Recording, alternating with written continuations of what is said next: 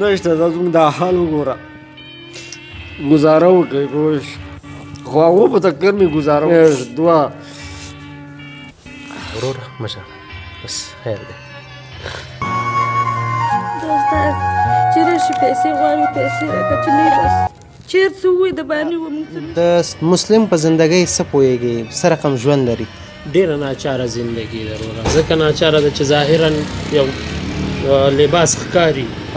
خلکو ته هم ښکاري او ټولو عام وګړو ته هم ښکاري او د مسلم بیچاره زندګي ډېره د سختۍ سره ورځې راځي چې پرون بله ورځ راغلی و چې نن شپږمه ورځ چې په کور کې مړه شي که نه په دې دې الله تعالی ورحمېږي او تاسو ته دې خدای اجر درکړي او باقي چې په افغانستان باندې دا کوم حالات راغلی الله تعالی دې ټول هغه امت مسلمه چې کوم یو دي د قرض او د مجبورۍ او د دغې زندګۍ نه دې وژغوري خوراکي توکي راوړي هغې دروازې ته ورته ودرېږي خپل پور ته یې نه غواړي تر هغې نه ځي چې تر څو دیو خپلو منځو کې په جړا شوي نه بیا هم نه ځي هغې هم دا خبره ورته کوي چې په هر قیمت وي که په هر حالات وي تاسو موږ ته زموږ پور راکړئ ډېره دردونکې کورنۍ هغه کورنۍ په دې څو ورځو کې زه ډېر په تشویش کې کړی وم کله چې زه په انعکاس ریډیو تلویزیون کې میلمه وم نو کله چې دغه خورکۍ زنګ ووهلو زمونږ نږدې ملګری میاخیل صاحب ورسره خبرې وکړې چې خورې مشکل دی ووایه نو دغې خورکۍ ډېر په ژړا ډېر په درد سره هغه خپل فریاد وکړ چې خاوند یې سوځېدلی دی دغې خورکۍ نه تپوس کومه چې خورې څنګه ته داسې مجبوره شوې چې تاسو تلویزیون ته زنګ ووهلو څه داسې ستونزه تا ډېر ځوروي چې تا ژړلې چې دا سړی اوس اول خو همدا مزدوري کوله دې بچه ته ډوډۍ موټۍ برابره وکړه تا چې اوس به زموږ زندګي خرابه شو زموږ چا پوښتنه وکړه ما ته دا بچي چاړه ډوډۍ رانه غواړي 5 وخته قرضه وړې ده د تنبې ته ولاړې خبرې کوي زه څه شی وکړم دا دومره وکړي چې هغه 100 روپۍ وګټي هغه قرضه وړي ته ورکړم بچی ته پیم څه شی راوړه خورې سختي خو راځي هسې هم راځي اور چې بلیږي لوګې تخیجي دا بې لوګې لمبې اوس ولې ژاړي د زړه مکتبونه یې پاتې شو سبقونه یې پاتې شو جاړي تو چې کومه خبر کوي زه د مجبورۍ ته ورته جاړم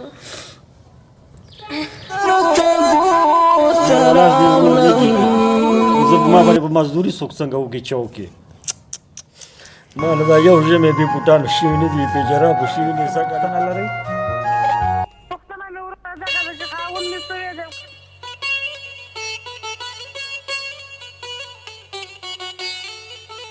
دی بیخي چا پوښتنه ونه کړه او نه یې چا هم وکړ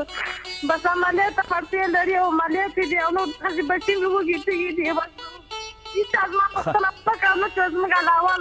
یو بنین هم نشته په غاړه کې خیر دی ژاړه مه وروره دا حالات دی راځي ځي راځي به لکه سهار هم دې ماشومانو ته څه شی ورکړه ماشومان خو را ناستي بس ترخچې یې وڅکه او ناستي د الله هیلې ته ګوري ماښام هم څه پخ کړي و ما د څنګه تېر کړی بس ماښام خو اران بس د وچغېد را وچغېد نور به یې څه لري څه نشته چې ورته یې واچوم څه ورته وایې چې کله قرضدار درته ټکوي دروازه ته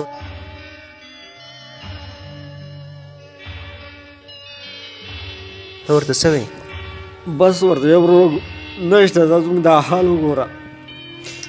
ګزاره وکړئ پوه خو هغو په تکر مې ګزاره دوه بیا هم راځي خپل حق غواړي که غواړي او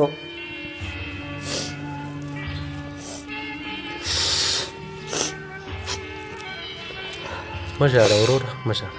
بس خیر دی دوسته چې راشي پیسې غواړي پیسې راکړه چې نه بس چېر څه ووایي د باندې وموږ څه نه شوي لکه څه شی ووایي درته موږ به دغلته 5 وخته دې تنبې ته ورته ولاړ څومره چې زیاتې خبرې ورسره کوو نور مې زړه نه غواړي چې دا وژړوم زړه مې نه غواړي چې دیو په عذابه کړم بس تاسو نه مې دا غوښتنه ده چې دغه ویډیو ډېر زیات شیر کوي. یو خو به دغسې مسلمان پیدا شي که نه چې دغه کورنۍ روزنه په غاړه واخلي. په درملو باندې په عملیات باندې د دې د کور مشکل پوره نه حل کیږي. 12 میاشتې دا د کور قرضداره پاتې دي. په شاوخوا کې چې کوم ګاونډ کې د دې دوکانداران دي چا نه غوړي چا نه اوړه چا نه نور څه خوراکي توکي راوړي هغې دروازې ته ورته ودرېږي خپل پورته یې نه غواړي.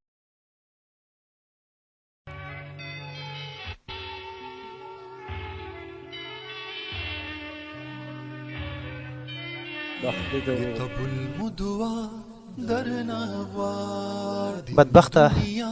ته نه حالات همداسې دي چې په تا راغلي دي او په دې ژړا باندې